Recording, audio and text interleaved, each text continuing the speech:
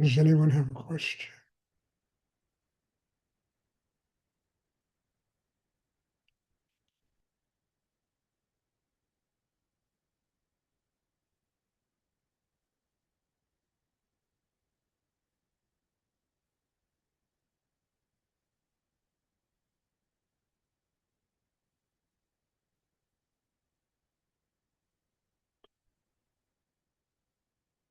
Over the years, I've always gotten questions from people about, you know, what should I ask for?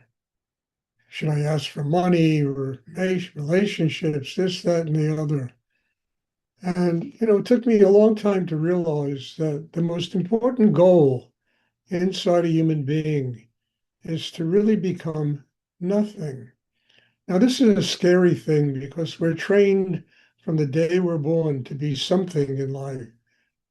But becoming nothing doesn't mean that you stop receiving energy or stop doing in life. It means that you trust higher energy in the universe to provide for you what you need to work out your karma. So instead of asking according to your ego needs and what you think you need, it's opening and doing the work to connect to higher energy, to God, to whatever one wants to call it. And by doing that work, you have to become less. There has to be less ego, less self-importance, less of all that stuff. And in becoming less, this higher force will provide us with everything we need to work out our karma. And I mean, it took me years to realize it's a very difficult thing to come to terms with in yourself, asking to be nothing.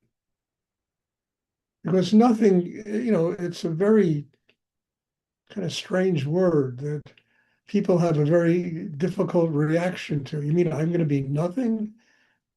Well, it's not in that sense. It's the sense of letting go of ego, letting go of self-importance or position in life, and doing what is essential to connect with spirit, which is a deeper sense of surrender, of letting go of all of these elements of life, which create a lot of tension and insecurity and problems, and get us very upset if we ask for them and they don't come.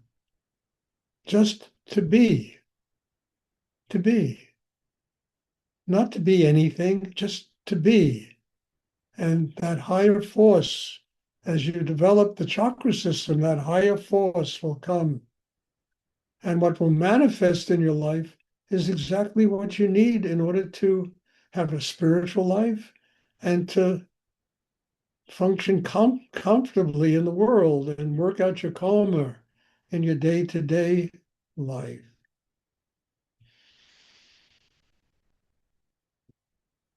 Now, once again, this is not an easy thing to come to terms with. It's very hard for people to say, well, I want to be nothing, That's bullshit because then you're going to become nothing. I want to surrender to God, to higher energy. I want to get out of the way of that energy flowing through me and manifesting in my life. I want to be free of all these images and ideas of what I think I want in the world and what I don't want in the world and how the world should be. And I trust that it's God's world. And in trusting that it's God's world and doing the work inside to develop a system that connects to that spirit, you understand? We will be nurtured by higher energy in the universe.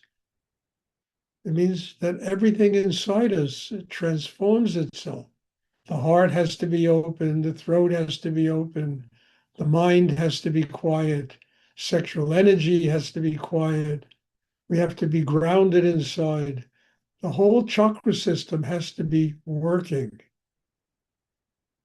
That allows the passage of spirit to not only flow into us, but also to manifest in our lives. And the incredible thing about this is you never know how it's going to manifest. You never know. You can manufacture a million things in your brain. And if you just surrender inside, I mean, it'll throw everything. What will manifest is beyond anything you could ever imagine.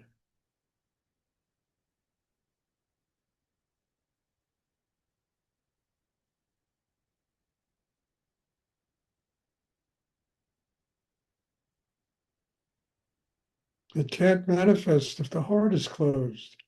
If you can't manifest, if your mind is just rattling away with a lot of tension, if there's no balance and foundation inside, if we haven't built our humanity, you know, and found the real purpose of being alive, which is to be happy people, to be filled with love, to have compassion, to live our lives that way.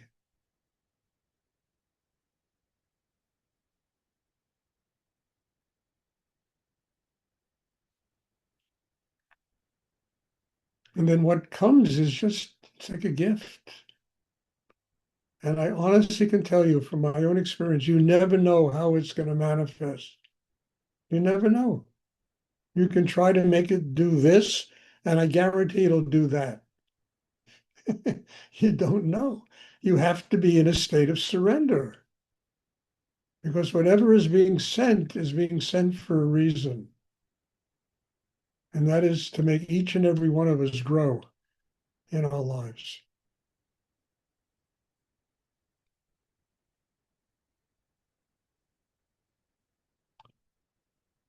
Does anyone have a question they would like to ask? Stuart, I have a question. What does it mean that sexual energy is quiet? Can you repeat that? What does it mean that sexual energy is quiet? Well, that you don't spend 18 hours a day being horny, Bob. You're not ready to jump on every woman or man that you see on the street. You know, I mean, sexual energy can really go wild inside a person, creates a lot of problems, gets us involved in relationships that in many ways we shouldn't be involved in. And it's a very powerful energy. And we need to learn how to use it consciously. What do I mean? First step is how to, you know, how to allow the sexual energy to activate Kundalini. And that's not going to work if there's a lot of chaos down there and there's a lot of you know, I mean, people can get very weird with sexual energy. But, you know, the true use of sexual energy, as I've said many times, to my understanding, is that it's the place where the male female principle unify in a human being. That unification, it's like a marriage that takes place inside, gives birth to the Kundalini force. Kundalini force is the pathway to enlightenment. It's the essence of Tantra. And I will say it honestly, you could be straight, you could be gay, you could be whatever, you know, trans, this, that, A, B, C, D, F, G. You can be whatever you are. Doesn't matter. The male female energy has to unify inside in order for the Kundalini force to be activated. Now, that's not going to happen if there's chaos in the sexual area.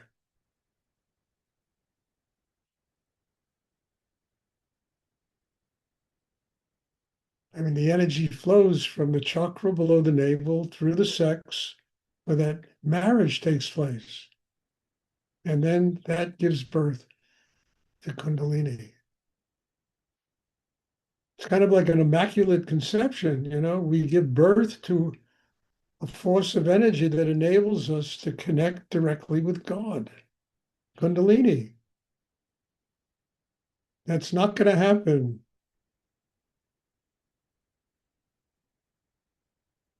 Now, that doesn't mean we stop having relationships and lovemaking, doesn't.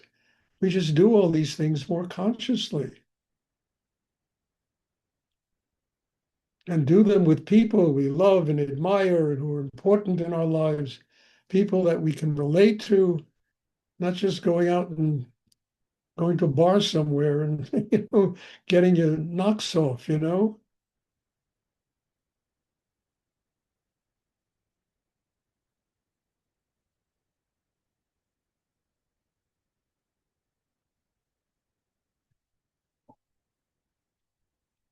Sexual energy is a very important element in the development of a spiritual life.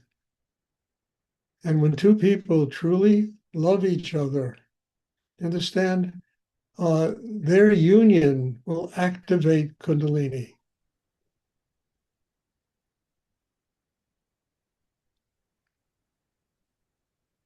The lovemaking that they do, with the heart open, they really embrace another human being profoundly with love, will activate Kundalini.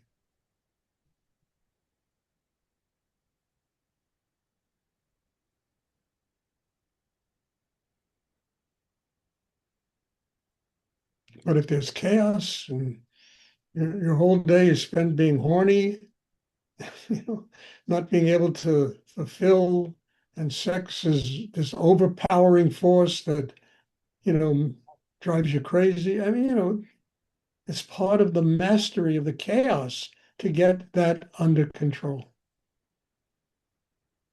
of the internal chaos.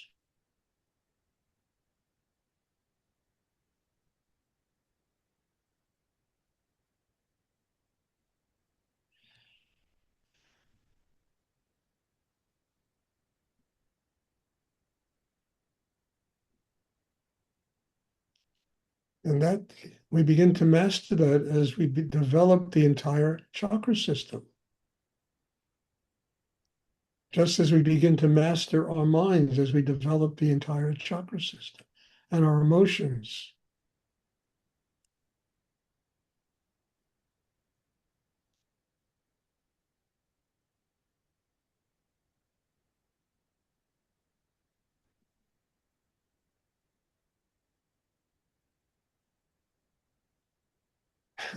As I've said a million times, that's the work. That's what meditation is for. It really is. It's a craft that has been given to people in this world to develop a system that enables them to connect with God. That's what meditation, that's all it's about. As I say all the time, it's not a spiritual life meditation. It's a craft.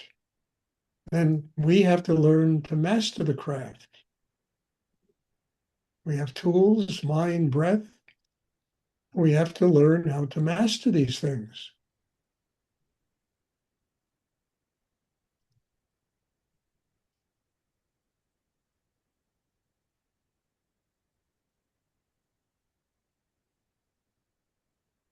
And it gets back to what I started this whole thing. It's about becoming nothing inside. Just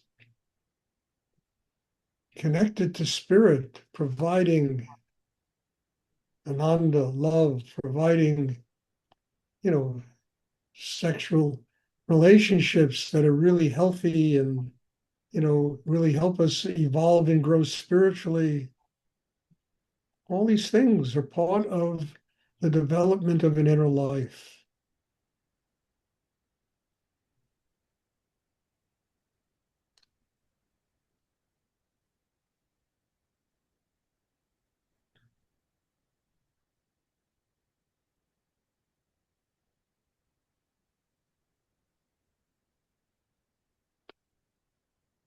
Does anyone else have a question?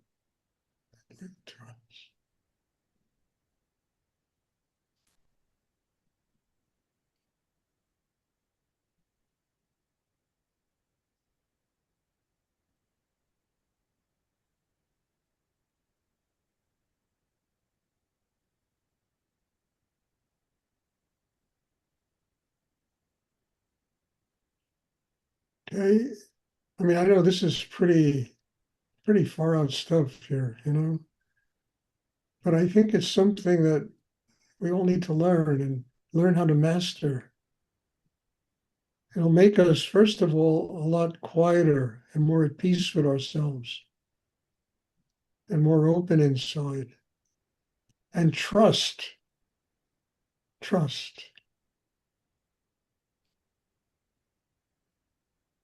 that if we receive this Shakti, this energy, it will guide us and it will provide for us what we need to fulfill our lives. And it'll do it without hurting other people and, all the nonsense that goes on in the world.